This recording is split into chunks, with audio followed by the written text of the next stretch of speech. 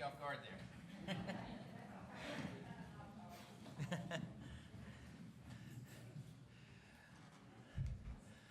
All right. Do I have a motion to approve the minutes from the April 1st, 2019 meeting? Motion by Mrs. Pardue. Can I get a pen? Second. Second by Mr. McKee. Any discussion or questions on those minutes? Seeing none, all in favor of the motion say aye. Aye. Opposed? That item passes. Next up, we have grievances and comments from citizens. This is where we allow anyone to come speak on any particular topic, even if it's not on the agenda tonight. We would ask that you keep your comments.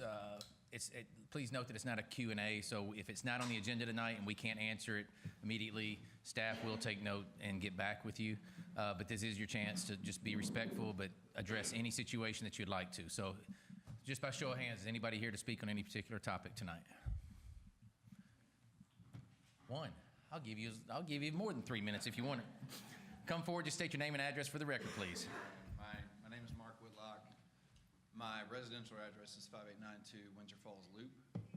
Recently purchased 5723, actually it's up there, Airline Road. It's a residential property. I'm a dentist. I have a practice in Cordova. However, I see this property up here, it's right beside Learning Tree Academy, as a great opportunity to bring more tax revenue to the city, take down that eyesore and make it a commercial building for office space, be it my practice or somebody else's, and I would really like the opportunity to be able to do that. I know it's zoned as residential. I just hope, be it in the year, I don't know, 2020, 2021, to be able to make an office there. If you don't mind me asking, what property are we talking about? It's, if you go down the street right here and you have Learning Tree right there, the property right to the right of it. Okay, if you're looking at Learning Tree to the right. Turd Okay. brown Okay. building is the one I'm talking about. Okay. All right. Future land use plans. Yeah. And future zoning. Yeah. So, Could be a possibility. but that's our planners here. If you would just anytime you'd like to call up here and talk to Mrs. Reeder, she could probably at least get you pointed in the right direction. Thank you. Okay. Appreciate it. Thank you. Anyone else here to speak? Seeing none, I will move on to communication. Let's see, Sheriff is... No report from the Sheriff's Department. They were all here for the Officer of the Year recognition, but do we have one on file yet, or they don't? It will be tomorrow, so if anyone would like to see the Sheriff's Department report, that would be on tomorrow. Arlington Fire Department report, Chief Harville. Good evening. This will be the monthly activity report for Arlington Fire Department, April 2019. We had a total of 84 responses. 48 of those were EMS, 36 were fire. We were given mutual aid 15 times. Correction, we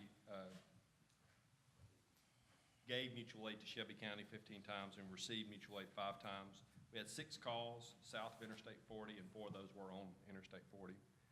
We had a residential fire in Lakeland. It was pretty much a total loss. The fire was coming through the roof by the time our companies got on the scene. We were on 1 call when Shelby County responded in here and gave us a total of 16 inspections. We had 1 smoke alarm check. We just completed, some of you, thanks for defending us through social media. We, as you know, we had completed 6 days of extrication training. We actually had Chief Steve Walsh from Oakland Fire come in as active lead instructor. So all 3 shifts completed 16 hours, which is 2 days each, on vehicle extrication, and even did advanced extrication. We worked with the school system, who brought a bus down to us each one of those shift days, as well as R&L carriers to let us train, go over and look at some of their big rigs and tractor trailers. So it was a big benefit. And as you know, Arlington in April was a success, so big thanks to Ms. Deborah Pound-Wiseman and the APTA for pushing that out. It was a great day around. That completes our report. Thank you, Chief. Any questions for Chief Harville? Chief, if you'll remain there just for a second, Yes, because part of one of my announcements was about the May 31st Office of Preparedness in the Arlington Fire Department with the Senior Citizen Center. Do you have any? I was gonna make an announcement on that, but I didn't know if you had any. I do not have any information. Okay. On that, Mayor. Elizabeth's here. Elizabeth's here. I'm going to do it. I got it, Elizabeth. I offered for it. She asked me to do it. I was just, since you were there, I thought, I know. So it's Senior Citizen Center on May 31st at 11:30 a.m. At the Arlington Safe Room. And basically, they're going to have presentations from Shelby County Emergency Management Office and Arlington Fire, and it's basically trying to plan for the unexpected in the event of emergency, know what to do as far as, the type of things we say, get out, stay out, don't try to go in and grab your iPad or something like that. How to prepare for an emergency, maybe have some emergency food or some emergency drinks, emergency contacts, those type things. So there'll be a presentation. So if everybody will pass that on, that's going to be for adults 50 and over. So that's you. That's you. That's you. That's you. So sorry guys. Hey, we're trying to make sure. I almost get to go twice. All right. But thank you, Elizabeth, for putting that on, and we look forward to a good response from that. That's all I have. Thank you, sir. So, thank you. All right, so I have a few more things. We did, just for those of y'all who were here, maybe walked in, wonder why there were so many sheriff's officers here, we did just do our first annual Officer of the Year. That was put on by the Health and Safety Committee, so it was a good event. It's good for Shelby County, who is our law enforcement agency, to get recognition that they seldom get, especially in this day and time, especially for police officers this day and time. So we're lucky as fire personnel, those of us who are in the fire service, we sometimes always get the benefit of the doubt because we're the good guys, and police somehow nowadays have become, in a lot of people's eyes, the bad guys. And that's unfortunate because they're doing their job. So we appreciate the work that they did, and we appreciate Mrs. Pardue and her Health and Safety Committee for putting that on. Hopefully it'll be an annual event from here on out, and we'll go from there. Today we also had a great event at Arlington High School. I see Miss Tammy Mason here, Superintendent Tammy Mason. She and myself and David Pickler and Bob Wilson and Valerie Speakman and Keith Norman with Baptist. And am I missing anybody, Miss Mason? This is the brainchild of, and Tanya Howe, I looked straight at you first. I'm sorry. See? Really, this is the brainchild of Superintendent Mason, but it's replicated off some other programs that they've seen in the education business, but it's one that's trying to drive workforce development through our schools. We've kind of gotten away for years of teaching people traits and telling them everybody had to go to four-year college, and then they get out and have so much debt and can't find jobs to pay off that debt. And so this is going back to technical type skills. We visited welding today. We visited coding, STEM class, nursing, and EMR, which Arlington Fire actually helps out with that program. And so it's trying to give them skills and certifications or qualifications that will help them get jobs, some of them straight out of high school. They were saying that the welding program, some of those, there's some companies out there that will hire these individuals right out of high school with some certifications. So, and they can go out and make, I think, even in the code, we went to the TV station too, and believe it or not, the instructor there said that she made $40 an hour typing closed caption, for a while when she did that at first. So I maybe need to get back to my typing skills. But it's nice. It's a nice program. It was a nice morning. We had roughly 60 or so people there, from business leaders from around, not just Arlington, but from around the community. We had elected officials and school officials, but it was a very nice meeting, and hopefully it's the first of many, and it's a big program that we hope to grow through the school. So thank you, Ms. Mason, for heading that up. I would like to say that the chamber lunch is this Wednesday. Sometimes it falls on the same week as our meeting at 11:30. Jeff Calkins from 92.9 and the Daily Memphian is the guest speaker. So he's a very interesting and intriguing person to listen to. I listen to him on the radio quite a bit. So it's nice to have, I guess, a different scope for the chamber lunch this time. I know sometimes we always get stuck in business or politics, and now we're actually get to hear some, hopefully some sports talk. So Controversial. yes. Well, with the Tigers recruiting right now, that's a big talk. So Arlington in April was last month. It was a success as usual. I mean, it was a beautiful day, and we were fortunate. We thanked all the volunteers, Daniel, Carson, and the Parks Department, and everybody else, staff that helped. But we appreciate all the work that everybody's put in on that. We do have our 5th graduating class next week from Arlington High School. Since we've been Arlington's community schools, that is next Tuesday night. And just so everybody knows, we do have an election this year, and petitions have been started picking up last week, and we'll go through June 20th. So I'd always like to make everybody aware of those dates. Is there anything else? Any other announcements from anybody? You have one? Yes. Okay. From the Health and Safety Committee, now that the temperatures are warming up, we would like to remind the residents of the town of Arlington that town ordinance does restrict the discharge of firearms within the town limits unless in the act of hunting. Thank you. Point taken. Mike, I know it's a little over a month. Yes, sir. Mr. McKee? I know it's a little over a month away, but we got the Arlington Fireworks coming up, and Daniel's asked Brian and I to help him since we started it, and he's kind of be his first year at it, so we're going to help him get everything organized that we got organized the first time. Okay. So we'll go from there. We appreciate it. And that date is the 29th of June. It's actually a Saturday night, which is sometimes rare to be able to get a Saturday night on those depending on the way the 4th falls. But that's a great event, and anytime you can do it on a weekend where before the 4th, it's nice. Close. Any other committee reports from anyone? Oh, okay. All right, I will move on to the treasurer's report. Okay, in the general fund, we had a beginning balance of $3,104,260.50. Ending balance of $2,308,736.61. Our sewer fund, beginning balance of $2,409,232.76, and an ending balance of $2,437,547.90. Any questions on the treasurer's report?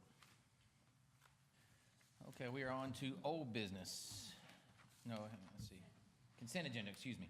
We're on the consent agenda. We do have items A, B, C, D, and E on the consent agenda. Does anyone have any request to remove any item from the consent agenda before we move I think forward? F is on there as well, isn't it? Pardon me? I think F is on there. F is also. Oh, A through F, I'm sorry. Yeah, I went to the next page. I'm sorry. Any questions on the consent agenda? So do I have a motion to approve the consent agenda? Motion by Mr. McKee. Second. Second by Mr. Brooks. Seeing no discussion, all in favor of the consent agenda, say aye. Aye. Opposed? That item passes. On to old business. Item A, second and final reading of ordinance 2019-02 to further amend the Town of Arlington, Tennessee budget for fiscal year June 30th, 2019. Mrs. Owens. Yes, sir. This is the second reading of our second set of amendments, and there has been no changes between first and second reading, and staff recommends approval. You do have a public hearing that's not on your cheat sheet. Yes, that's what I was looking, so, okay.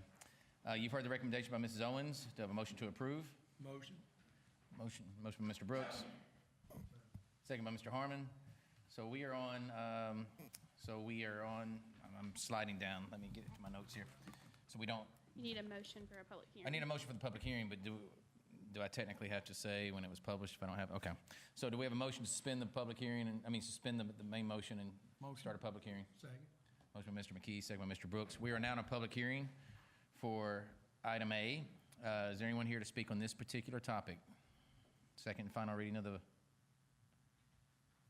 Seeing none, do I have a motion to close the public hearing and resume the meeting? Motion? Second. All right, we are back on the main motion. Any discussion or questions? Seeing none, all in favor of the motion, say aye. Aye. Opposed? That item passes.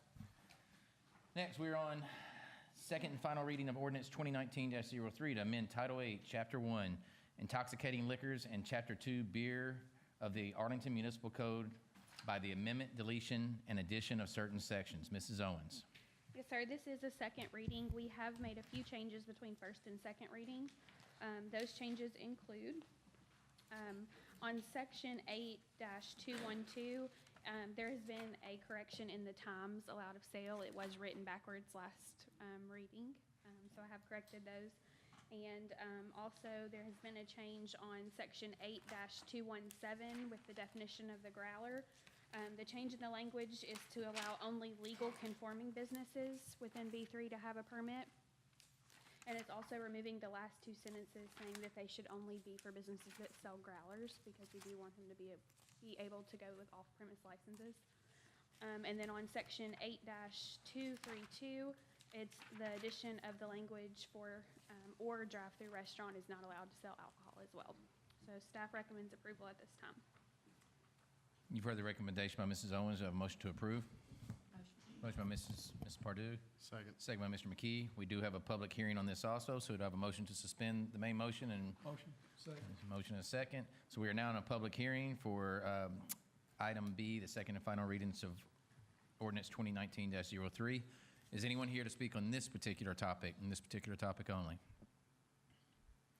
Seeing none, do I have a motion to close the public hearing and resume the Board of Mayor and Alderman meeting? Motion. Motion by Mr. McKee, second. All right, main motion. Discussion. No discussion? Yeah, I got a little bit. The change in capacity or availability to build a second liquor store being changed from 15 to 25,000. Can somebody give me a reasoning behind that, a feasible reasoning? And why we set up the original 15,000?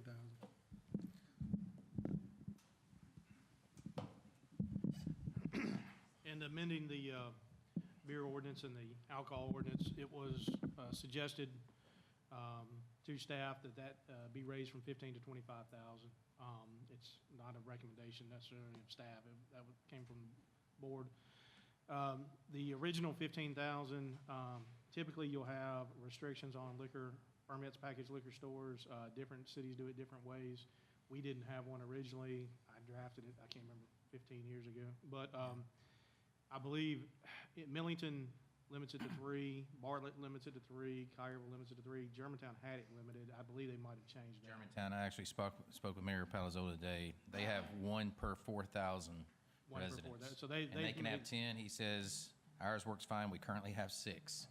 But I'm just, I was trying to do my homework too. Yeah, I believe it might have been similar. The rule of thumb is a lot of cities used to have it limited to 3. Generally, there is some authority for alcohol being, a public safety issue where you would limit some structures. Best I recall from a long time ago is the rule of thumb for 15,000 is we were probably 6,000 at the time, and cities like Bartlett or Collierville that were 45, 50,000 people, they allowed 3. We kind of divided it by 3 and kind of went at 1 for every 15,000. That's the best answer I can give you how we came up with 15,000 back in the day on that. So. Now, is there not a moratorium right now? There is a moratorium on building packaged liquor stores. I think it goes through 2021. Has to do with the changes in the liquor law selling wine, because now, again, when we did this, you couldn't sell wine except in a liquor store. Now you can sell it obviously in a grocery store, and they've modified it where you can sell it as we notified you, and any kind of convenience store that's at least 1,200 square feet. So basically, by changing it, you're just limiting hard liquor and Hardly, yeah, and beer has been changed from 5% to 8%, so now you can have the hard beer that can be sold at liquor stores or the grocery stores also. So, yeah, just hard liquor, distilled liquor. Okay. Personally, I'd like to see that stricken from the ordinance. I'd like to see it give a little time, see how the things develop over the next 3 years. We got until 2021 to think about it. With all the empty storefronts that everybody keeps mentioning, and then you complain about what's going in this one, well, can we put an ordinance in limiting the amount of Mexican restaurants within a 5-mile radius? I mean, I wouldn't recommend that. you know, liquor stores are not detrimental to your community. I don't see it personally as a detriment to your community. If we were talking strip clubs and bars, I might agree with you, but just a common liquor store, honestly, I don't agree with that. So personally, I'd like to see that stricken out of there. If it's a deal breaker, it's a deal breaker, but it is what it is. That's just how I feel. And I know when I walked in and staff told me that it'd gone from 15 to 25, I know I kind of questioned kind of where that came from. I know it was from somebody on the board, but I just, I was questioning that too, because a lot of our discussions as we've talked about, heck, when we've talked about some of the, I know recently in meetings we talked about vacant storefronts, or vacant spaces in strip malls or whichever. And not that, even if it stayed as 15,000, we won't have a special census till 2020, won't be certified till 2021 or so, which is when the moratorium, so it's really still 2 years away. It's July, Mrs. Owens, July of 2000? So still 2 years away. I just think it's a little premature right now because there's nothing that can happen right now anyway, and I would rather do some more research on this and just leave it as is, as the 15,000 personally, until we can investigate it a little more. I mean, I don't think it's pertinent for anything right now, as much as maybe the growlers is and all that. So I have to agree with Mr. Brooks on that. And that whether we strike it completely or whether we keep it as the 15,000 as a safeguard, that's just my preference. So there is some time, you say, till 21? Yeah, there's a state moratorium on packaged liquor stores right now. And then, Mrs. Owens, will you explain the process for a liquor store to, or Mr. Lawson, whichever one, to, I think sometimes there's fear of it opens the floodgates at 15,000, or is it just, it allows one more at 15,000 the way we've got it set up in our current ordinance? The way we changed it is, it's one per every 15,000 residents. So if, say the census came in at 15,001, we'd be allowed a second store. More than likely, you're gonna have multiple people apply for that store. What we'd have to do at that point is have some kind of lottery system. Isn't that a state thing though, or is that a choice? Is it, come back Yeah. on that? Well, that may be. Yeah. We haven't had to have that opportunity. Yeah. I'd have to look into it. If we had multiple ones, but.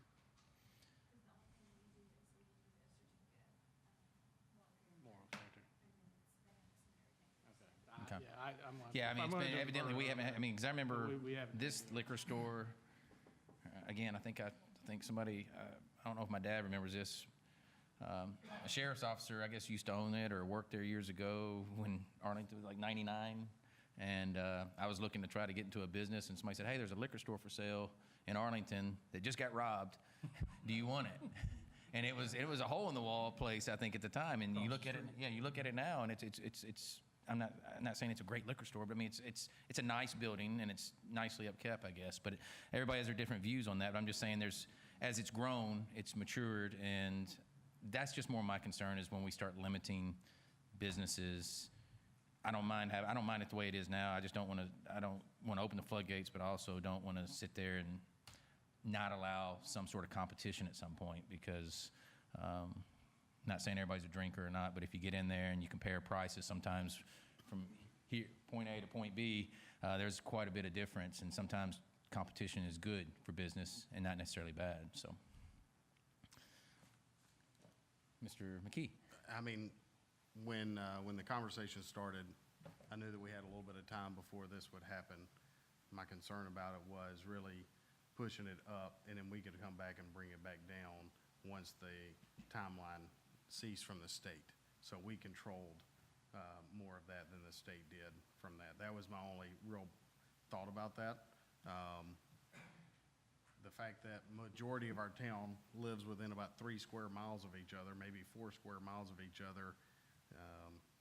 I don't know. For me, the thought of having another liquor store within that square mileage, that such small area, seemed like a lot of liquor stores in one area. That was the two bases on why I made the suggestion to move that up. If we want to move it down, move it to 20. Give us some leeway on that. I mean, we can always bring it back down. My concern was if it went to 15,001 on this census, then we're kind of already locked in there, and we need to make a decision on how we want to structure this long term. Well, I guess instead of, because talking with Ms. Owens today, the difficulty, not trying to create more work for staff. I don't know the difficulty of changing it and then changing it back. I mean, I know it's just wording or something along that line, but I don't know how many other publications we have to change or whichever, but. If you were to change it now and then change it later, you would do 2 more readings. 'Cause it's gonna Yeah. be That's all.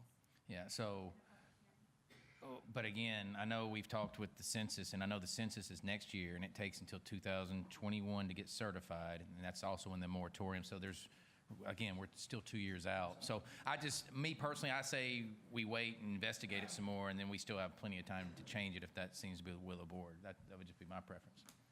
I mean, if we as a board and staff will commit to that this conversation will happen post-census before Certification. the certification begins, then I'm fine with that. I just really wanted to make sure this is aware of the board and of the town that we have this number in there.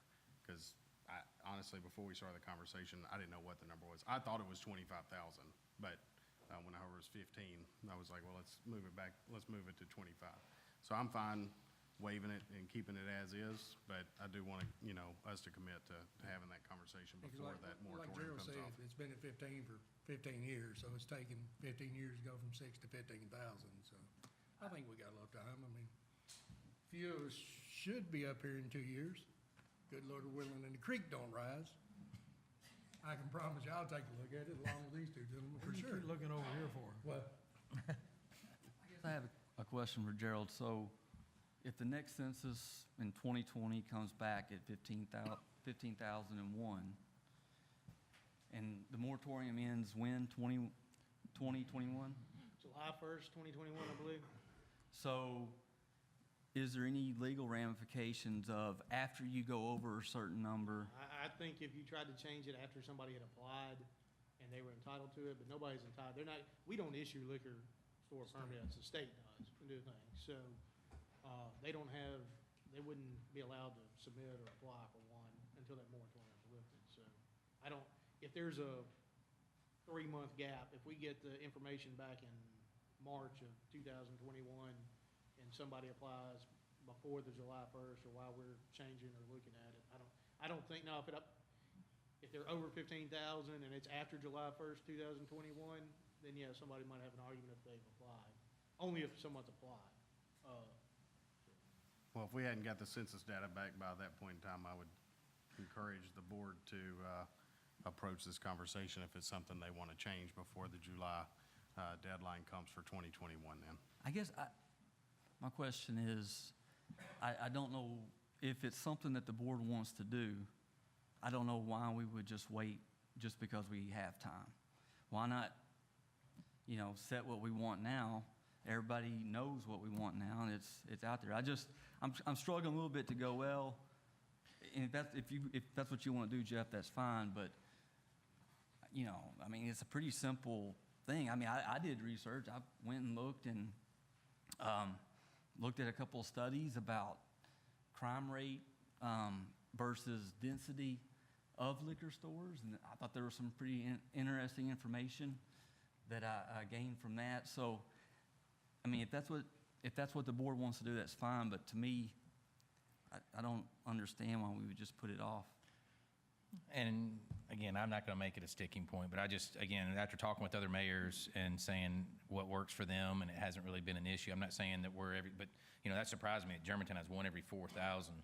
I knew they had lifted theirs. I didn't know they had lifted it that much. But as they talk about, and they said the same thing. It's about sometimes, of course, they're in a different position, but filling space and having vacant space. And I've heard that conversation up here a lot. And even though it's only one spot, it's whether it's limiting a certain restaurant or certain this, I don't understand why we as a board really want to do that. We've got something in place. I'm fine with the 15,000. We're not there yet, but if it's, I'm not going to sit here and lose sleep over this tonight either. So it just depends. I'd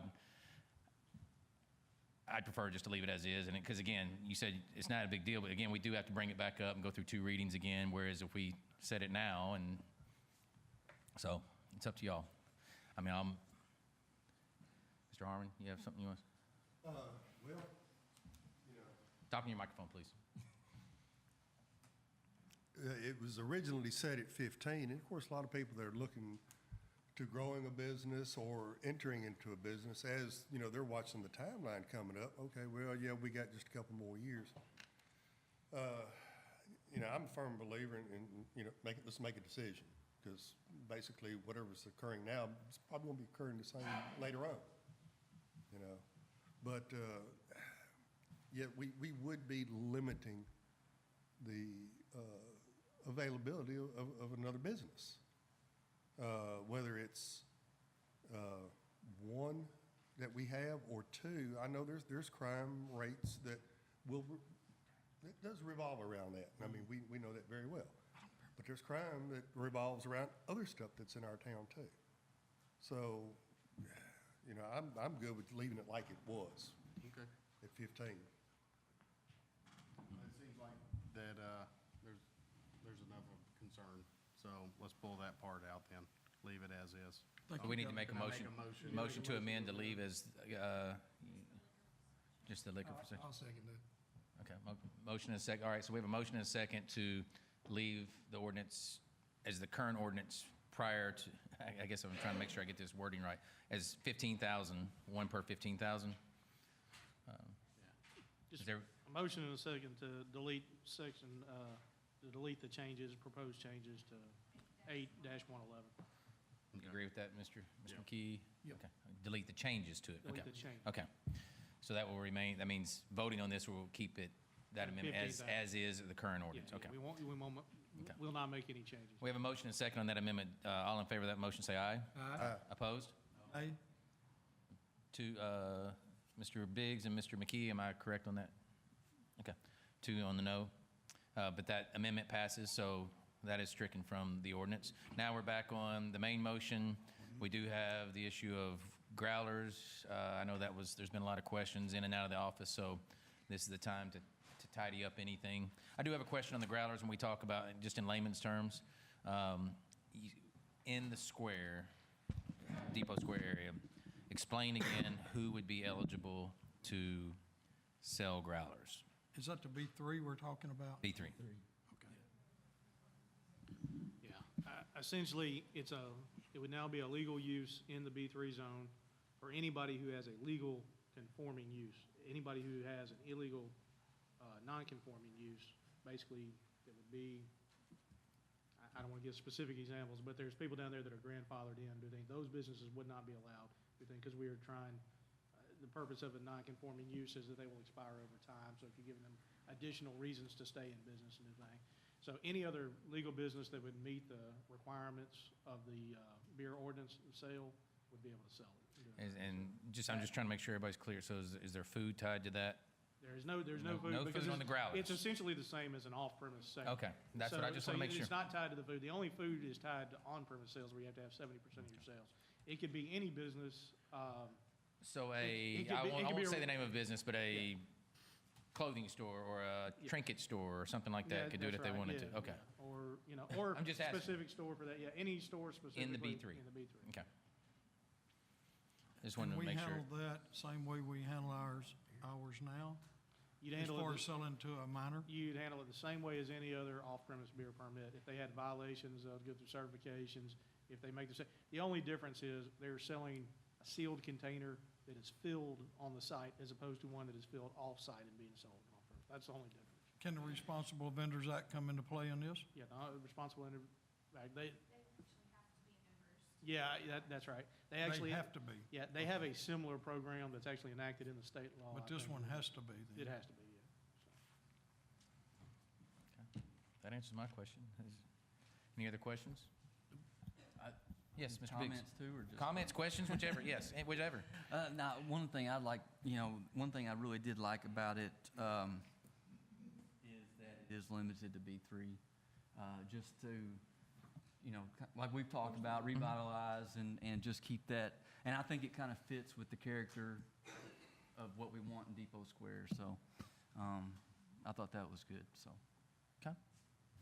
Any other comments or questions? I'd like to thank the staff for working on it. I know it was thrown at you kind of last minute, so Brittany did the majority of the Brittany's work. handled the job pretty good, so thanks. Yes, thank you. Any other comments or questions? Seeing none, all in favor of the motion, say aye. Aye. Opposed? That item passes. Any other old business, Mrs. Owens? On to new business. We do have a removal of item B? Item B has been removed at the request of the developer. And I think he plans on bringing it back next month, from my understanding. Would you want to, you're coming up on item A, aren't you? Okay. Item A, Resolution 29-23 to amend and adopt certain submittal and review fees for administrative and technical processing and review of applications for residential and non-residential development. Mrs. Reeder. Good evening. This is, as you mentioned, a consideration of a resolution that would amend the development fee schedule for the development department here. We've noticed over the last couple of years that there are a couple of situations that have repeatedly occurred where applicants were costing the town more time and effort than a standard application was intended to handle, and the fee that's associated with that. So I've proposed two new fees that would be added to our fee schedule. The first one is an additional civil engineering fee. It would be a $250 fee that would only apply if an applicant needed more than the 3 typical reviews that are included with an application. Normally, someone comes in, going through the process, we've reviewed it 3 times. Some of our applicants have turned in plans, I don't want to say that weren't as finished as they could have been, sometimes to meet deadlines, or for whatever reason, it ends up getting reviewed additional times. Currently, we don't have any way to recapture any of those costs, and some of that is engineering costs, which we consult out and have to get those paid for.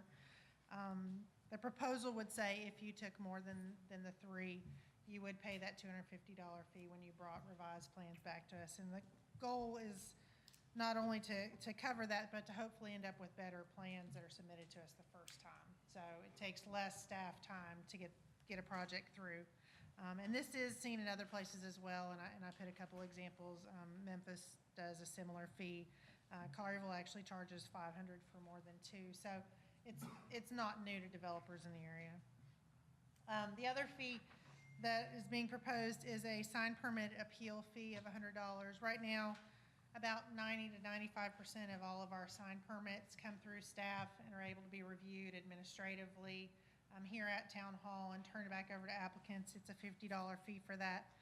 Right now, if someone appeals that and we have to set it for a DRC meeting, which means we prepare staff reports and packets and things go out, there's no additional fee to cover that appeal. So all of that is included. There's really no reason not to appeal it if you disagree with staff at the moment. You've already paid your $50. So we're proposing the $100 if someone chooses to appeal a decision to cover the cost of staff preparing all those items for hearing. If one is accompanying a project that's already going forward, if they submit a site plan and they're signed together, we wouldn't look at that fee because it's already going, it's already being prepared for hearing. So those are the 2 items that we're proposing, and I can answer any questions you have. You've heard the recommendation by Ms. Reeder. Do I have a motion to approve? Motion. Second. Mr. Brooks and Mrs. Pardue. Ms. Pardue with the motion, I guess. Questions for Mrs. Reeder? I know I asked you, I'll ask you since I know you put a lot of work into this. How does this compare to some of the other, I know you said that some have some really aggressive fees and we're just kind of. They do, like I said, Collierville actually only gives you 2 reviews and then it's $500 for their staff to go through it again. This is consistent with the city of Memphis, and I kind of use some of their language to make sure we're doing that. But And in case y'all don't, I mean, I know everybody's aware, but for those who are out there, every time somebody comes back with a change and we have to send it off to our engineer, staff hours and all that, I mean, it costs us money to put this through the process. So if they're going to keep putting us through the ringer, I guess we can at least recoup some of the cost. it's true, and there are a lot of, if you look around, there's a lot of dirt being moved, and our staff takes a lot of time poring over those plans, making sure all those details are correct. So we want to encourage people to do their best job before they submit that to us. So. Okay. Any other discussion or questions for Mrs. Reeder? Seeing none, all in favor of the motion say aye. Aye. Opposed? That item passes. Again, item B has been removed at the request of the developer, so we are on item C. First reading of ordinance 2019-205 to further amend the Town of Arlington, Tennessee budget for fiscal year ending June 30th, 2019. Mrs. Owens. Yes, sir. This is the first reading of our 3rd and final set of budget amendments for fiscal year 2019. It is a general cleanup of line items, but it also accounts for the sale of property to Abra and Wendy's. And at this time, staff recommends approval. You've heard the recommendation of Mrs. Owens. I have a motion to approve. Motion to approve. Motion by Mr. Biggs, second by Mrs. Pardue. Discussion or questions? Seeing none, all in favor of the motion say aye. Aye. Opposed? That item passes. Item D, first reading of ordinance 2019-06, adopting the annual budget, board compensation, and tax levy for fiscal year beginning July 1st, 2019, ending June 30th, 2020. Mrs. Owens, and I think we have a presentation. Give us just a second to switch over.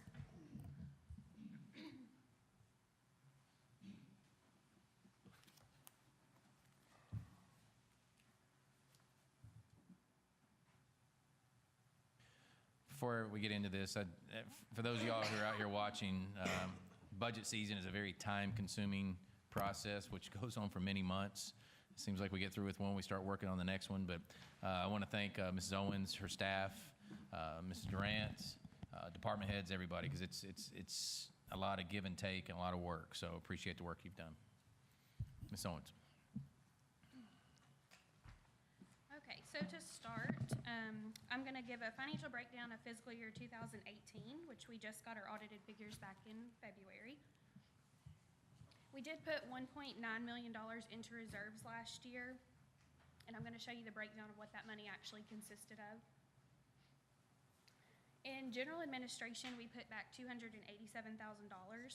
We did have a gap in hiring a Shelby County clerk, which is our contractual employee between property tax collection with Shelby County. So we went about 7.5 months where that employee's position was not filled, so you saved on salary and benefits. We also proposed the full debt payment of $400,000 for Forest Street campus, but we did not pay out the full amount. So we knew we were going to put some money into reserves from that debt payment alone. In the fire department, we had $350,000 remaining. We did come to the board for $150,000 to be set aside into reserves. That was a timing issue as far as our radio communication system. It's been on our books for about 3 years, and we finally have got the radios installed now, and we're just waiting on that invoice that's going to be paid by June 30th. Also, with the hiring of Chief Harville, we had a payment restructure plan. So the previous 2 fire chiefs, we had one that had a 7-year max-out plan for their employees to max out from beginning to end of the salary rank. The next fire chief had a 3-year plan, but there was never a plan to get everybody onto the same schedule. So when Chief Harville came in, the first thing we did is we sat down and he proposed a 5-year plan. We made sure that all current staff was able to go into that 5-year plan, and we started it hiring with the 5 years. So everybody's on the same schedule, which did save you some money. You also had a gap in hiring of the new fire chief, so we had 2 months where we had an interim, so you didn't have salary and benefits for those 2 months. And we also were very unfortunate to lose our entire reserves last year due to a mass hiring with Shelby County. So we went from 12 reserves to 0 reserves, which meant you paid nobody out for helping us last year. In public works and storm drainage, there was about $162,000. 17,000 of that was repair and maintenance services. That was just a timing issue. Got to the end of the year, money wasn't spent. It was too close to June 30th to get it off of our books. So that is something that was an oversight on our part.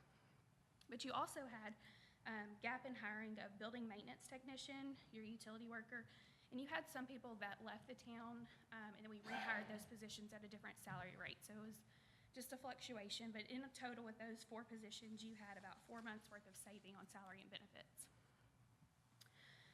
As you guys know, if you've attended the Finance Committee, anytime we propose a new position, we budget a family plan for insurance because that's the highest cost to the town that we could possibly have. But with these new hires, you had single plans taken, which meant you had a savings on your expense. In your park, senior center, and your library, these are separate budgets, but when the audit's done, they're all combined into one group. You had $92,000 worth of savings. You did have savings on capital purchases. You had some savings on utility services due to the park not being completely done. The grant project on Forest Street Park, we were proposing that we would be using that irrigation system, and you had, in full force, and you didn't last year. Also, we had 2 positions, the same position at the senior center vacant twice last year, which was about 3 months worth of savings on salary. So in total, we did put $892,000 back into reserves. We knew that we were going to put $150,000 for the fire radios and $200,000 for the debt payment going in there. And if you'll notice across all of those departments, your biggest savings was the gap in your salary and benefits of those positions not being full for the full 12 months. We did have additional one-time revenue. Development fees in total, we took in $550,000 last year. Those are various fees. Some are community development fees, some are street lighting and inspections, but also your water development fees. Those fees actually belong to Memphis Light Gas and Water. We're just a pass-through account, so they come into our account, we turn around, and we cut a check to MLG&W directly. We had sale of equipment and land last year. You did have a piece of a parcel down in Depot Square that was $25,000, and then you had sale of equipment, which was about $7,300. And our big one-time revenue last year was insurance recoveries. We had a storm that came in and blew those 2 scoreboards down at the sports complex. We did actually have, thank you, donations from Advent Arlington. They gave $8,000 last year. $5,000 was directly for a scoreboard. $3,000 was for an early literacy computer at the library. And then Arlington Baseball and Softball, they've changed their name, Youth League, they actually did donations to help with batting cages down at the sports complex as well. So that money, while it was a one-time revenue, you also expensed it last year as well. We did have additional tax revenue come in. This is not the amount of taxes that came in. This is the amount overage than what we actually thought we were going to get. Good news is that sales tax was up 6%. Last time I checked, which was about a week ago for this year that we're in, so people are spending their money, and Arlington's getting their share of that. The one thing I do want to point out is this state income tax. We got $83,000 worth of that. That's the Hall income tax. It's going to be phased out by next year, but there's no guarantee that money actually belongs to Arlington.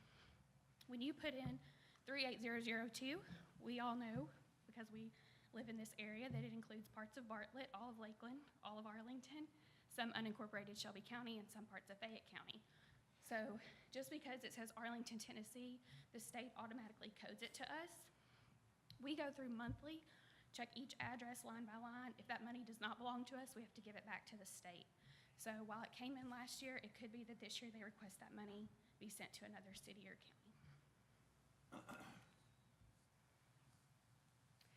We did account for some revenue through our budget amendments last year, but the total overage that we did not budget was $726,000. And all of these numbers can be found on the audit report, which is pages 18 through 23. And just for everyone's knowledge, there's 5 years worth of audit reports on the town website, and there's also 3 years worth of budget documents on the website. Anything that's requested before that can be viewed at Town Hall. That's just what we have electronic copies of at the time.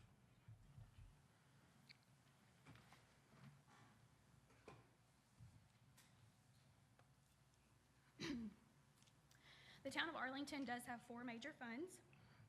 We have general fund, which is an operating fund. We have 2 special revenue accounts, which is street aid and solid waste. And we have the sewer fund, which is an enterprise account. For the general fund revenue breakdown that's proposed for next fiscal year, our total revenue that we're anticipating receiving is $10,054,179. Each penny of the tax rate generates $39,599.07. That is up $628 from last fiscal year. And that's also the figure that we take to be able to calculate the portion that goes to the schools. This is just a chart that shows you those numbers in a pretty form.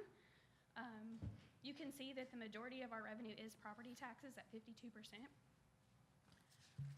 It's a little hard to see up there, but.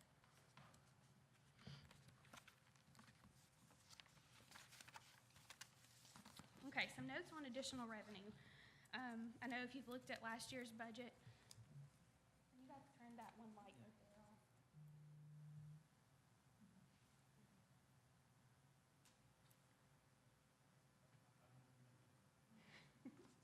There you go. That's better. Is that better? I know if you've looked at last year's budget compared to this year's budget, we went from 8.4 million budgeted to 10 million budgeted, and so I want to give you guys a few notes as to why there's increases throughout that budget. Everyone knows that we did a special census in 2018. A lot of people helped in participating with that. But we actually finished our census in March, but it was not certified until June, and at that time, your budget was already adopted. So while you're collecting the revenue now, it was not in your budget documents as a full 100%. We actually thought we were gonna have some errors, and when they came out and inspected, we have 0% errors, which is a good thing for us, but it means it wasn't in your budgeted documents last year. This is also your first full budget cycle with new appraisal rates since the appeals period has closed. Reappraisal did take place in 2017, but last year's budget cycle for 17-18, we budgeted based off of the appeals ratio that we thought people were gonna appeal, that they were gonna get it, we weren't gonna get that revenue. We came to the board when we knew there was an option to get you guys to put someone from Arlington on the Shelby County Board of Equalization board. They're an Arlington resident, they have real estate experience, they were able to fight for what's right for Arlington as well. Probably in, I'm not even gonna tell you the dates because I don't wanna promise anything, but we got, after the budget came back, we actually got our notice back that not many people appealed or they weren't approved, which meant that was more money for us, which is a good thing. So this is your first full budget cycle at the 100% property tax rate. We did get our certified tax rolls back on April 22nd. We had some good news and some bad news. The good news was that we did have an increase in real property assessment of $15 million. That's an increase of $875,000 at your 95% collection rate. We had a decrease in personal property assessment of $4,900,000. That's a decrease in about $5,100 at a 95% collection rate. And we also had an increase in your utility assessment of $762,000, which is an increase of $87,000. Those three figures right there are the numbers that we take to be able to calculate what our penny per penny amount is, and that's also used to help with what we give to the schools.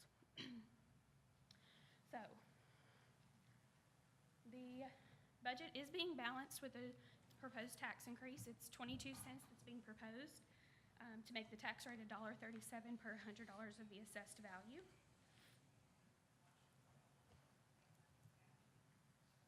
We're going to go into the expenditure side of it now. Again, we are proposing the same amount of expenses as we are revenue at $10,054,179. And that breaks out to $760.70 per resident for the entire fiscal year that we have to provide all of the services that the general fund serves. That includes everything except for your solid waste, which is your trash collection, and your sewer. Everything else is included in there, including your roads. That is an increase of $122 from last year. This is, again, a chart that shows you the difference. But two things I want to point out on here. Your operating expenses for all of these services is at 9.16%. And your capital outlay, which is your capital purchases, is at 2.29%. So I'm going to give you a few notes on our expenditures and what's changed. We did increase our transfer to other funds by $802,000. $800,000 of that is transfer from general fund to street aid to help with road repair and maintenance. And $2,000 of it is to your solid waste fund based off your post-closure care documents. We are proposing,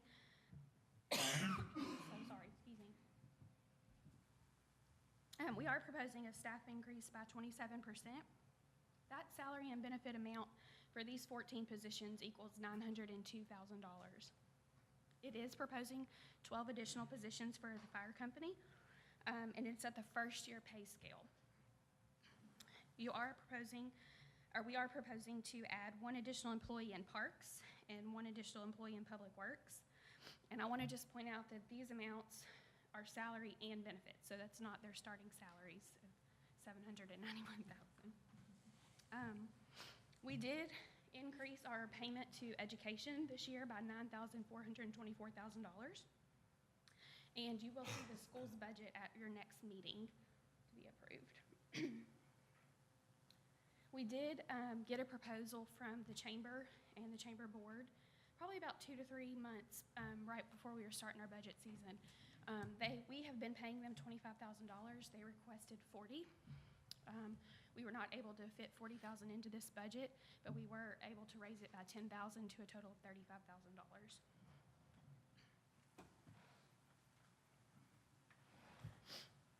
So with new personnel and new equipment does come insurance increases, and your fire quint is scheduled to be here August.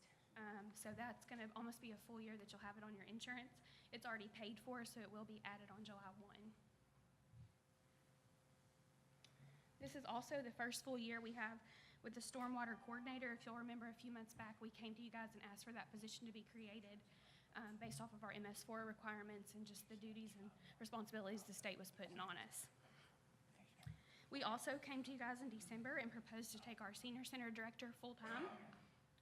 It was a part-time position, but this will be your first full year with a full-time. And it'll also be your first full year with the building maintenance technician. Your total debt services for a general fund is at 6.75%.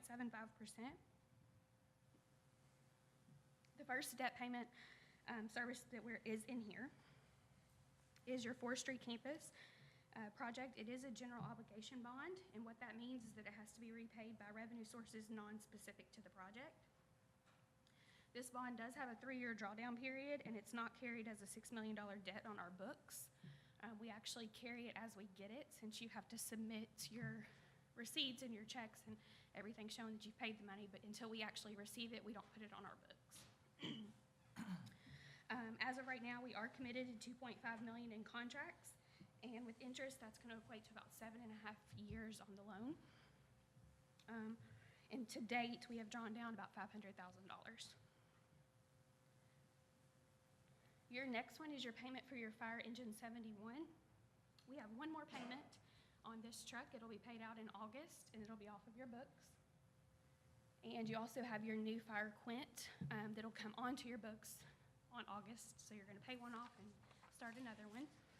It is important to note that both of these are capital outlay notes, so we use those for equipment or capital purchases. And the total, I'm going to just tell you guys because I've been asked, the total we actually paid out for the quint was $1,125,026.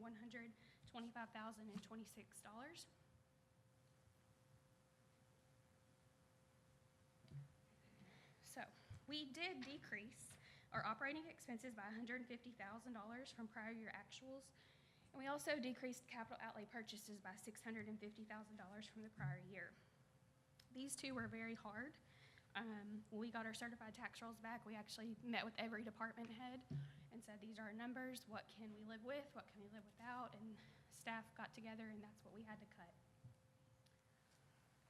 From the first draft to our final draft, like the mayor mentioned earlier, we start in December and we finish in April with budget cycles. So between those 5 months, we cut $1.8 million from our expenses, which is about 47 cents on the tax rate that we shaved off. We are proposing to spend from reserves next year. The tennis court project is in full swing. We do have some expenses going on right now, but it will not be complete in this fiscal year, so you'll see it on next year's books as well. And you'll also see the contribution from the schools next year once the project's complete as well. You will see the second fire station. So right now we do have architectural and engineering costs that have come out of this year's budget. You haven't got to your bid process or construction, so a lot of those will come out of next year's budget as well. And those are being proposed from reserves. Your current breakdown of fund balances, our unrestricted fund balance is, as of today, $9.3 million. Your assigned fund balance for tennis courts is $1.7 million, and your committed for the second fire station is $4 million.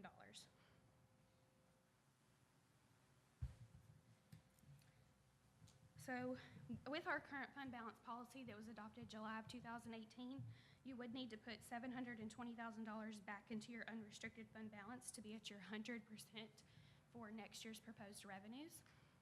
I can tell you that we are on track to put money back in reserves, which you would just saw on your previous budget amendments with the sale of those 2 parcels over there, but also with your sales tax being up as well. So we're on target to meet that.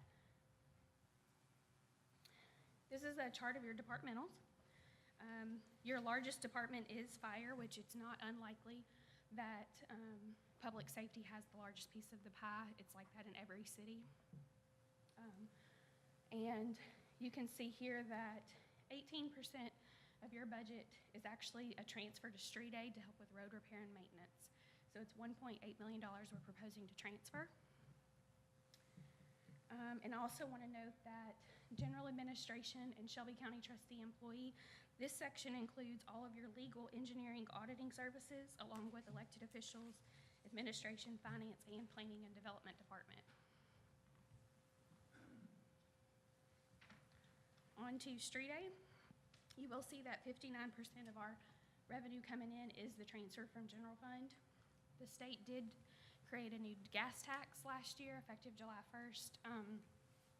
That was gonna help offset money that had to be transferred from general fund. I can tell you it brings you about $65,000, so it doesn't really take a lot off of general fund. One road project could be that or not even cover a full road project. On street aid expenditures, it is important to note that 39% of your expenses are for grant or new road projects. These projects include your Depot Square Road realignment, which we have one more parcel that we're acquiring right-of-way on.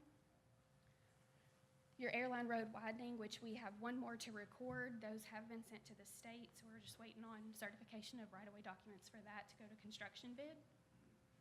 Highway 70 is actually, they received a notice to proceed for May 1st. They will be mobilizing next week. They've started some utility work this week, so you'll see all of Highway 70 in the works starting next week. Hoping that the weather cooperates with all of us. Donaldson Farms Parkway, your bike ped trail, those are both still in your design phases, so that's not as much money and expense, but they are still ongoing. 39% of your budget is also for repair and maintenance. That's $1.2 million, but some projects that I can tell you, it seems like a lot when you say 1.2 million. So I just like to tell everybody how much road projects actually cost. Last year we had an emergency happen at 4th Street at the county line. We had to completely do the culvert, and it was $160,000 for that one project. We also had Will Harris Drive. That road had to be completely redone. It had sat so long that it was no longer viable, and that project cost us $61,000 for that short amount right there between Ortho and Olympic. And we also have a culvert at Carville Arlington Road now that's getting ready to be prepared, and it's $80,000. So those, while it seems like a lot of money, 3 projects can eat up a lot of that budget. One other thing that I've been asked about is why is the utility services so large? That $370,000 pays for all of the streetlights in town. So it's about $28,000 a month that we pay just to keep all the streetlights on. Solid waste revenue, 93% of your revenue does come from your solid waste fees on your MLG&W bill.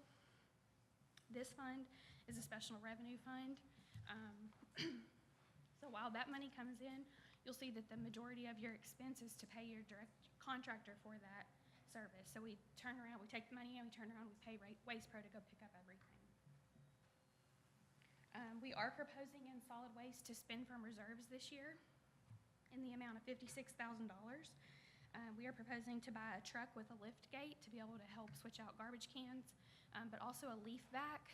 I do want to note the leaf vac is not so that we can go vacuum everybody's leaves up in town, but it is to help with town-owned property get to those hard-to-reach ditches and drainages on the back of the lots that we can go just vacuum up all those leaves. Okay, sewer fund. This is an enterprise fund. So for anyone that doesn't know what that is, it's like a business account, which means the money that comes in is the money you have to expense. So we can't transfer money to this fund. They can't transfer money to us to help with another fund. 79% of your service or your revenue is your sewer service charges, and that's from residential, commercial, and industrial.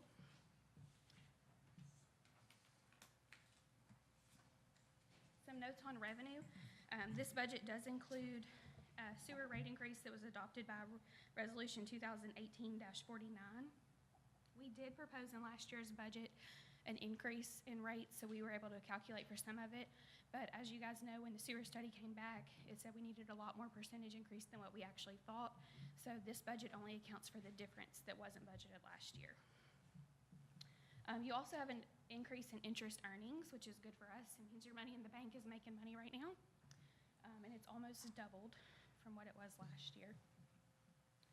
On your expenditure side, we are proposing to spend from reserves for 2 projects. The first project being a $200,000 for the Lily and Bend lift station removal and conversion to gravity flow. If you remember last year at the Finance Committee, we showed you pictures of Lily and Bend lift station and how unsafe it is for our staff. That project was in the budget for this year. It's been postponed, so we are proposing it for next year. We also have $400,000 for biosolids removal. And if you have questions about that, I'm going to let Terry or Gil answer all those for biosolids. In this fund, we do have debt services, which is 9.34%. We do have 2 loans out in this fund. One is going to be paid off in 2024. The next one will not be paid off until 2038. And depreciation is your largest expense. Depreciation is something that we have to put back, we have to put aside. It's not a cash expense, but it forces you to put money into reserves to be able to help replenish needs and things that your infrastructure moving forward. And a breakdown of your expenditures. So you can tell with the biosolids removal, it's 13% of your budget that we're proposing come from reserves.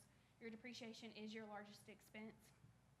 And one thing I didn't mention in general fund, I waited to get to sewer, so I didn't have to repeat it, but our staffing numbers are very low. So with general fund, we have salary and benefits at like 44%.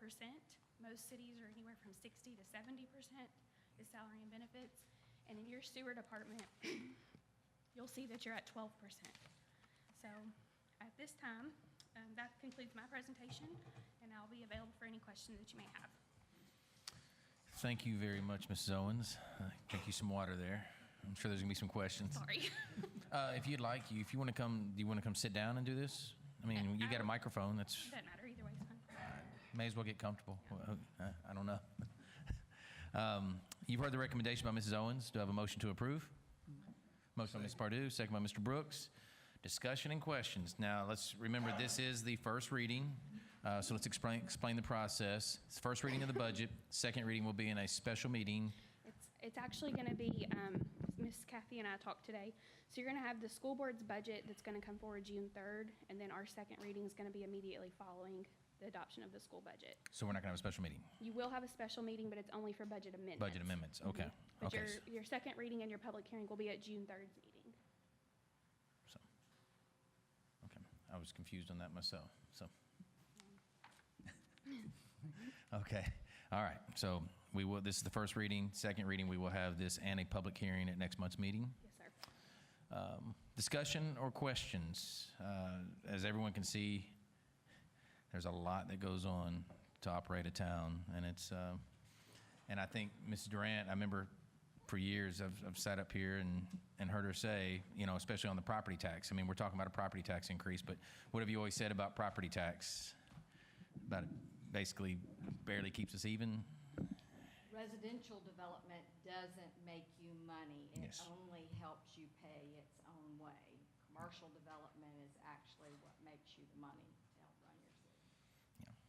So, I mean, like when you see things like the streetlight expense, people don't think about things like that. And road repairs, cleaning sewers out for additional personnel and stuff like that. So there's a lot of, as I know there's been a lot of discussion and questions lately about as the town grows, shouldn't the revenue grow and the taxes decrease? But as you can see, for every road that's cut through, there's more medians to take care of, more sewers, curbs, gutter, streetlights. I mean, just more things to maintain. Isn't that right, Mr. Perkins?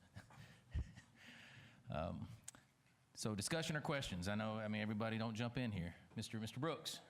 Really don't have a lot of questions. I was just gonna make a couple of statements. 2003, when I was first elected, I think the tax rate was $1.20. Kathy, if you remind me what year we dropped it from $1.20 to $1? Gosh, Mr. Brooks, I need that Yeah, because I can't remember the years. Good thing I brought the paper.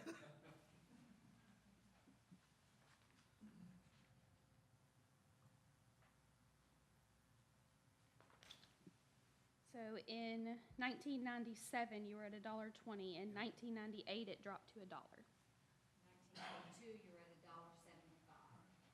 $1.75. So, When there was 300 since then, we've stayed at $1 until we added the schools 15 cents, which is pretty much mandated. It wasn't, Yes, and you still. are you gonna do it? If you're gonna do the schools, you're gonna do it, right? And you still Correct? transfer that 15 cents to the So schools. the you're 15 cents, still- we're gonna set that to the side. We'll just say we're doing that to operate the schools, and it is what it is. It wasn't a tax increase for anything else in town. It was strictly for the schools.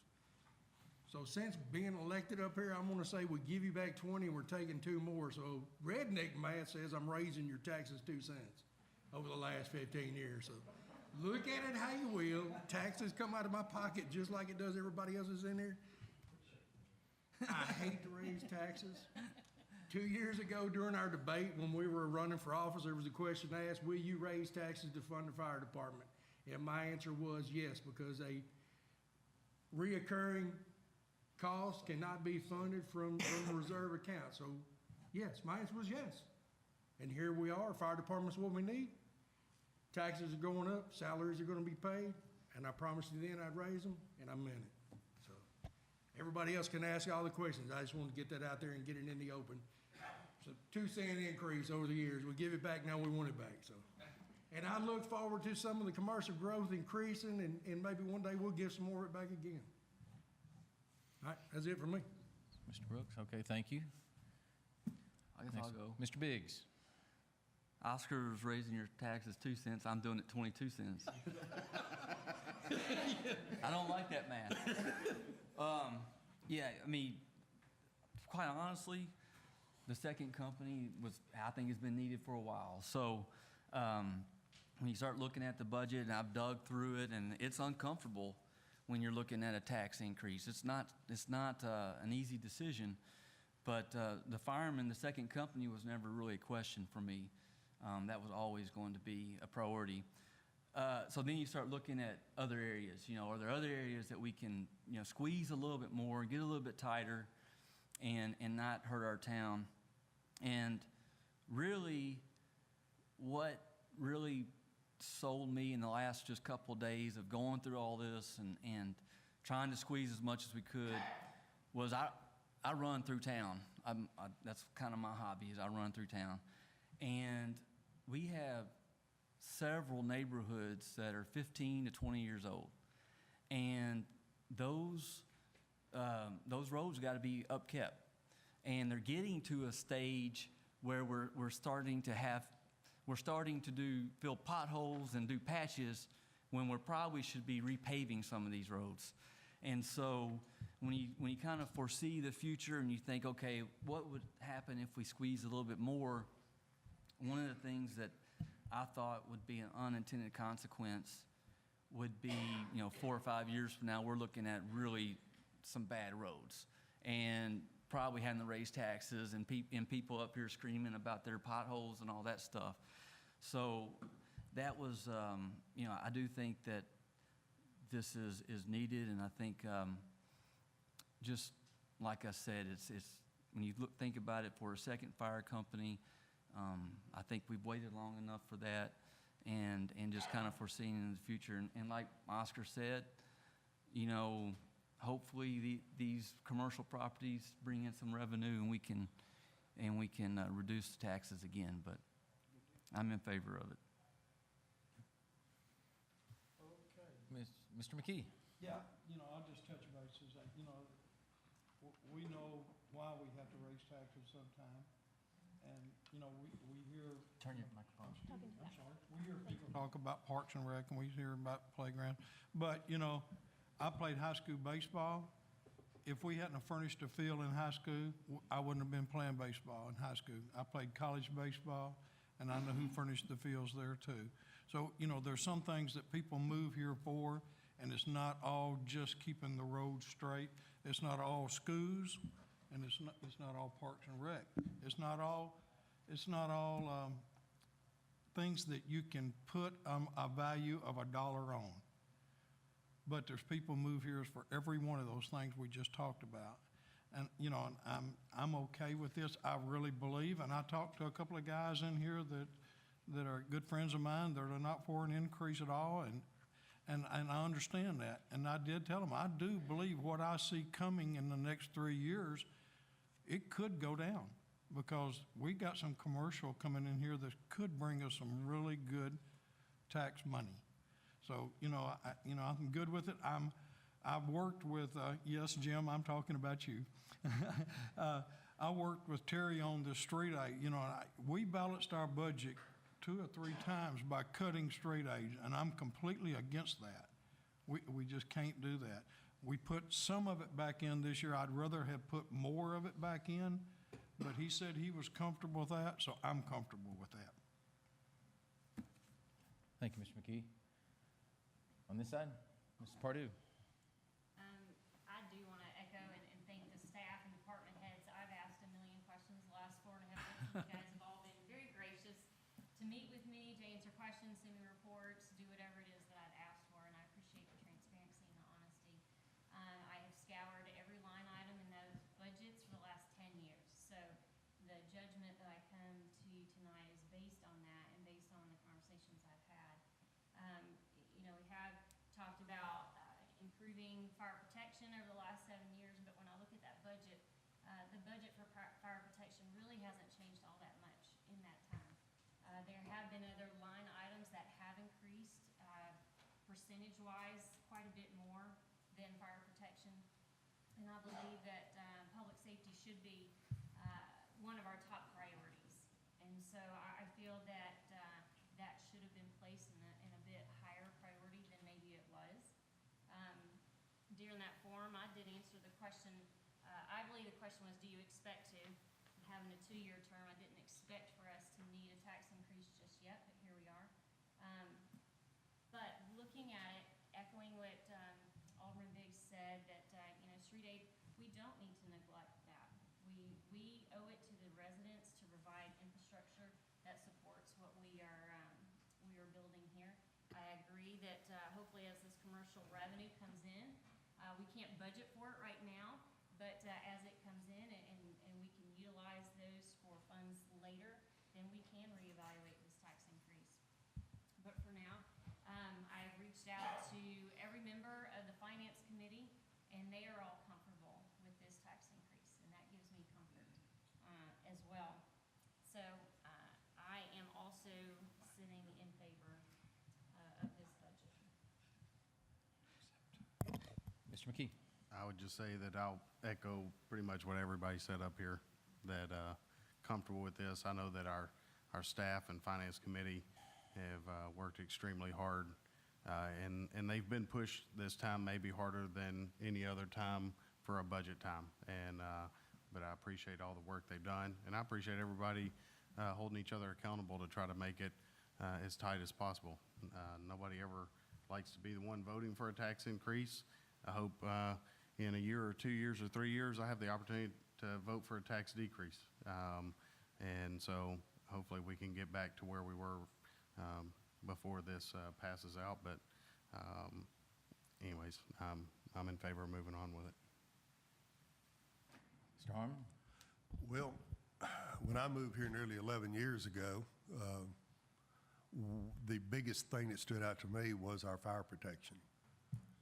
With one company, a 3-man company, every time I went to work, I really felt uncomfortable for my family. Not, our guys would do a great job, there's not enough. That's the problem for their safety or for anybody they would try to rescue. So infrastructure for me has always been the main priority. Your town, the base is infrastructure, your roads, your sanitation, your fire, your police protection, which we're blessed with the police protection. That saves us money. So while we are blessed with the police protection that we have, we really need to take this time to really bring our fire department up. Because I tell you, if these big businesses, when they come in, or Microport, when they come in and they want to expand, let me tell you, the ISO, I can tell you how many millions of dollars that their insurance costs them for for insurance. And the more fire protection that we offer, it makes us more desirable for these big businesses. So providing this service, which the fire is for us and for the business that we would like to attract, it's something that we must do. So I have no problem with it whatsoever, doing this. Wow, I was not expecting this meeting to go this smooth, honestly. I mean, you never know. Yes, I really wasn't. I really wasn't. Anytime you're talking about a tax increase, I guess I should just shut up and call for the vote, is what they tell you to do. But anytime you talk about a tax increase, I mean, we are held to a standard, and there are going to be people that are going to be unhappy with it. And we've tried for I think a few years, it's actually been on our CIP that we were going to have a tax increase for additional personnel. I mean, not CIP, but in our long-term plan. We actually, in our capital improvement plan for the last 3 years, it's been a 27-cent increase. So we are proposing less than what's been in there because we were able to absorb some of the costs. Yes. It shows that we have all done our research, and this is the best decision to make. Yeah, and so I have no problem with people criticizing or holding us to a high standard. I know we sometimes hear we're chasing revenue for growth's sake or growing for revenue's sake, however you want to say it. I don't think that. It's kind of like what comes first, the chicken or the egg. We talk about what should have been priorities or what we could have done years ago. Well, we've tried to spread the wealth over the years. We tried to, add a position here, add a position here, add a position here, and everything was all centered around. I think every conversation was nobody wanted to raise taxes, and that was inevitable that when we get to this point that we would. So I think we've added 3 personnel in fire over the years. We've added parks, we've added public works, sewer, staff. I mean, we've done everything we can to help balance a growing town, because as the town grows, so do the responsibilities. So I just want to thank everybody staff for putting in all that work. And I appreciate this board for taking the hard questions and taking the responsibility to, I guess, have a vision to look at what we're going to need to protect this town on many levels: infrastructure, public safety, whichever. And again, hopefully, some of these projects that we have in the works will come to fruition and help us offset this down the road. Any other further discussion? Seeing none, remember this is the first reading. So all in favor of the motion, say aye. Aye. Opposed? That item passes. Item E, this is, let me make sure am I correct? Yes. Item E, this is discussion of debt policy. Mr. Biggs. Oh, I get recognized. Okay, cool. This is, yes. Yeah, this is just something that I wanted to bring before the board. I think you guys know that I have a real concern about the debt that the town is taking on, and also what I see as the potential of it taking on in the future. I'm just going to ask, I don't know if people know this, but so this budget that we just approved, anybody have an idea how much we're going to pay in interest payments? Now, counting sewer, counting general fund and sewer, $433,000 in interest payments.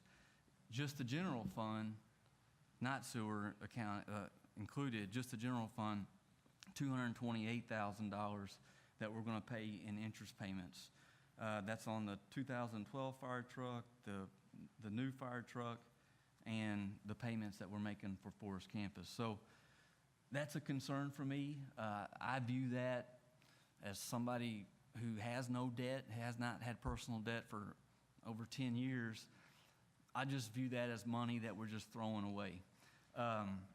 So when I look at, the fact that we've taken out a line of credit for $6 million, and what we have left is for an amphitheater and a farmer's market, I see 2 or 3 years from now, we're talking about adding personnel, our town is growing, and there's going to be a real need for a town hall. We've outgrown this town hall.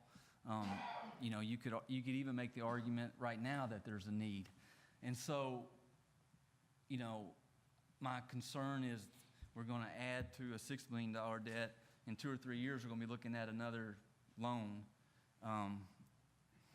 So I think it would be wise if we added to our debt policy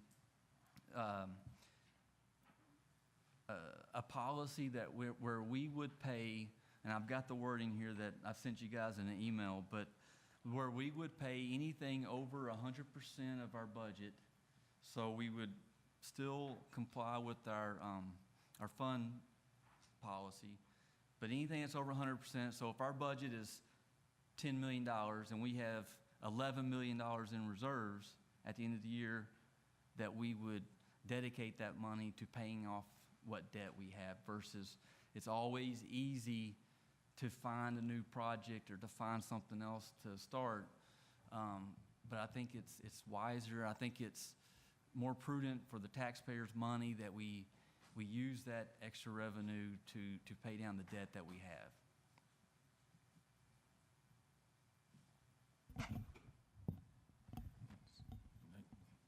I don't know if anybody's got a comment or, tell me what you think. I mean, this is a discussion item. It's not up for a Right. vote or anything right now. So I guess it's, I hate to put Mrs. Owens or Mrs. Durant on, We just did some Okay. quick calculations on what interest you would earn during that same period, Mr. Biggs, and it's $250,000 worth of revenue being projected that you would earn during that period of time. But also, we've done some research through the University of Tennessee Municipal Technical Advisory Service, and they have cautioned you on some language not to tie your hands on being able to do capital projects, and also being careful that emergency expenditures and emergency situations do arise, and you need to be able to meet those needs. I can tell you that we're faced with such an emergency down at the wastewater treatment plant already, and you've been briefed on that somewhat. There's been some developments today about that situation, and we'll be coming back to you probably within the next few days after Gil and Terry have some time to do some more research. But the language in the debt policy, I believe, Mr. Biggs, is a little misleading in that it doesn't specifically say your tax ratio or percentages of your annual debt obligation. And I think that's the language that needs to be tied down. And UTMTAS has given us some recommendations on some things to look at if you move forward with this discussion. One thing, on the $250,000 of revenue, that's on 10, like, I had it somewhere, but that's on quite a bit more in the reserve fund than just what we have taken out for a loan. Even your checking accounts are interest-bearing. CDs. Right, yeah, I know all that, but my point is that if, there's a lot more money there than what we have in debt, so the interest payments are going to be high. But at the bottom line is, we're paying more interest percentage-wise on the loans that, 0.5%. About 0.5%. Yeah, well, 0.75 in general fund. okay, 0.75%. So 0.75%, but still, 0.75% of $10 million is a lot of money. I'd like to have that, $10 million. It's an effort to go ahead and start paying that down, rather than just saying, we'll worry about it later. Right. So I understand. I'd just say this, that I don't know that I would be completely comfortable with saying every bit of money above our budget to go to that. But I'm also one that thinks if there's an opportunity to remove debt, we need to be balanced in aggressiveness to do that. And so I'm not completely in favor of everything you're saying, but I'm also in favor of where can we start with our lowest debts, removing those, and then building up and doing that, because we also will need to save for that town hall, because I think all of us up here would love the opportunity to write a check for that building rather than taking a loan out for it. Right. So you start balancing between the two of which one are you going to get to first? Are you going to use all your money to pay off debt, or are you going to split it up? And so I just think that it would maybe be a little bit more comfortable with I don't know that I'm comfortable with putting a specific amount on every year as much as I would be that I think it needs to be cognizant of this board moving forward, as well as the finance committee and staff, knowing that the board has a desire to try to use some of the funds to pay off debt when we're able to. So I think there's a win-win in it all, able to do it. I just don't know that I would be comfortable personally to say 100% of everything over our budget needs to pay for debt service. We just don't know what always is gonna be in front of us. But I don't think it's a bad idea to have some drive to pay toward debt. Yeah, I mean, that's why I wanted to discuss it. You know, I had language that I had written, but it was just to get us started. And I'm open to suggestions, but kind of like what you said, I would like it be something more than just, well, we intend to do it. You know, if you don't like the language and you're not comfortable with over 100%, you know, maybe there's some other language or there's some other way to address it that makes me comfortable that it will be addressed in the future, because I may not be here. You know, this board changes, it rotates, and so, you know, I'm open to if anybody else has other suggestions, I guess.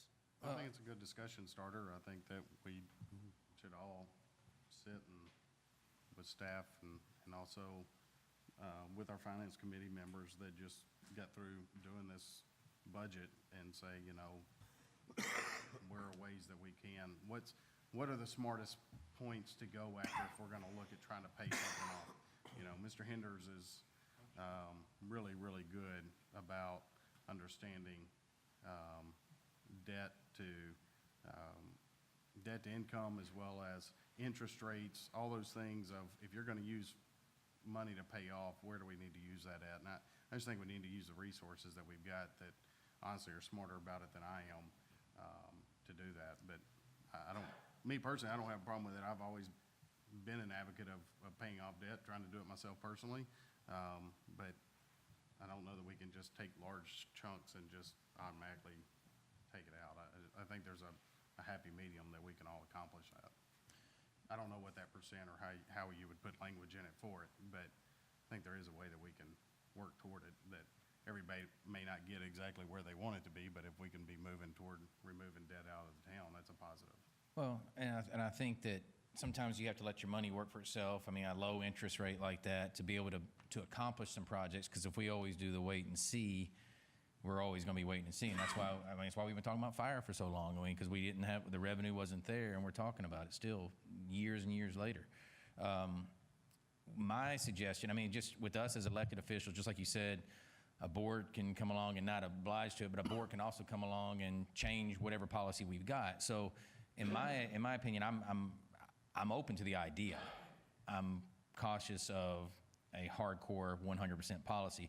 So I guess my recommendation, just off the top of my head right here, is that we as board members can request at any time, you know, to look at things like this. So every year when we have the audit and we have the final, you know, if like last year we had a lot of money from development fees. We may or may not have that this year, or we may have a year we have a big chunk to put in reserves, and that's where we as a board can say, you know what, instead of putting 1.2 million in, let's go ahead, let's use 400,000 of that and put it towards debt service, and that's, we can do that at any time, you know, once we kind of have those numbers. So I think that's our responsibility as elected officials to do that. And again, in a perfect world, we would have a perfect policy, but there's just no way.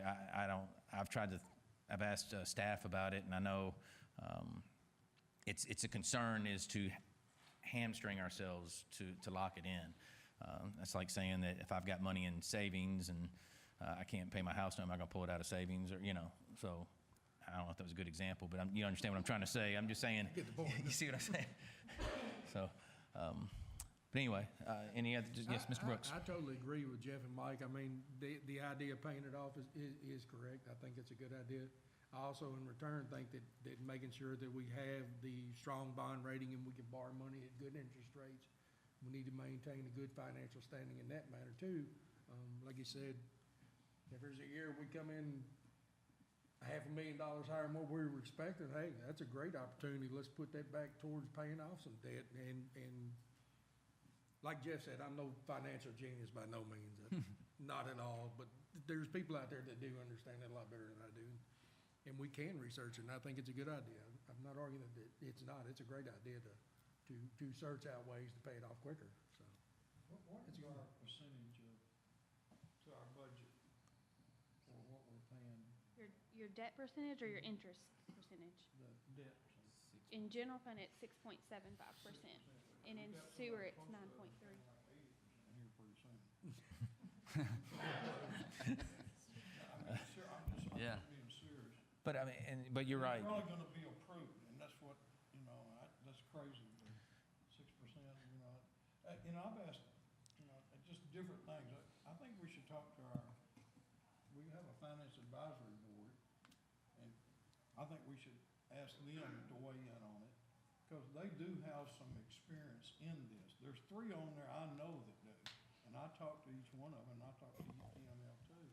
But I think we should, get advice from them. I'm not saying, all they're gonna do is make them a recommendation. But I did ask Brittany to look into something. What if, and just another way to look at it, what if we decided we wanted to put $100,000 a year into this? What would it take off on the back end? And Gerald and I talked about it, and I was kind of surprised that it would, knock 4 or 5 years off of it. So there's different ways to, I'm not saying do that, but I'm saying look this way. But the only thing I have against doing 100%, I think we need to be having a plan. Let's say we know we're gonna need a new library sometime down the road. I think in our capital improvement program, we need to maybe change it up a little bit and give a little bit more emphasis. This is the year when we're gonna do this, and save for it. Yes, absolutely. Save for it and be able to pay for it. That's the plan. I mean, that's the way you. But, of course, if we use it all and pay something else off, we Yeah. can't be saving towards that for 10 more years. And I would also encourage us to talk to our finance advisory board or committee, as it's called. I think we need to probably involve them a little bit more in a conversation rather than when budget season begins the process. Because once budgets start and each department's trying to figure out how much they're gonna need, it becomes harder for them to do that. But if we're having conversations with them individually, or as a board, to give them some insight of what we'd like to try to accomplish, that'll help them out going into the budget season as well. Any other discussion? I mean, we're not voting on this, it's just any ideas or discussion. This is an ongoing discussion. Yeah, this is an ongoing discussion. Drop it, I think we need to look at it and see the different avenues that we can take. Yeah, I mean, and Most beneficial to the town, to keep our rating up high. Sometimes most of us up here probably have a house note, I don't know. Car note, or Well, rent house. Yeah, not everybody's as fortunate as that. Let me put it that way, so. Well, that's the thing. It doesn't take fortune, it takes planning. So that's what, Yeah, but I mean, you can't. That's another conversation. That's, I mean, to address everybody's personal finances is a little tough, because you never know, it's but, not easy to get with that. yeah, so, I mean, that's. Sometimes it's cheaper to do it. But again, I've talked with other leaders in other municipalities, and they are still very surprised. I'm not trying to compare, but very surprised at our debt ratio being so low. I mean, we are very low in the region and in the state. And from a growing community and what we've been able to expand and offer over the years, kudos to staff. I mean, for being able to keep us in line and get us there. So, And if we can lower it, that's what we need to do. yes, I agree. All right, so is that in the discussion on that, Mr. Biggs, or anything else? Yes. I mean, it doesn't end the discussion. Right, tonight. Ms. Pardue? Oh, Ms. Park. Okay. Discussion tonight, so, I mean, it's an ongoing discussion, but as far as discussion tonight, so, unless somebody else, I mean, we're open, so. Okay, I did, Mr. McKee, you had one question? Okay. You are good? Yep. Okay, all right. Pay the bills. Okay, well, we're about to pay the bills. I was just making sure, I thought he had another question on a different item, so. Do we have any other new business, Mrs. Owens? No, sir. All right, do I have a motion to approve the bills for payment? Motion? Motion by Mr. Brooks, second by Mr. McKee. Any objection to paying the bills? Seeing none, that item passes. Any other announcements before we adjourn? Have a motion to adjourn. Motion. Motion and a second. Any objection? It was a 7-0 motion. Everybody's motion for adjourn. Thank you all for being here. Thank you, staff, too.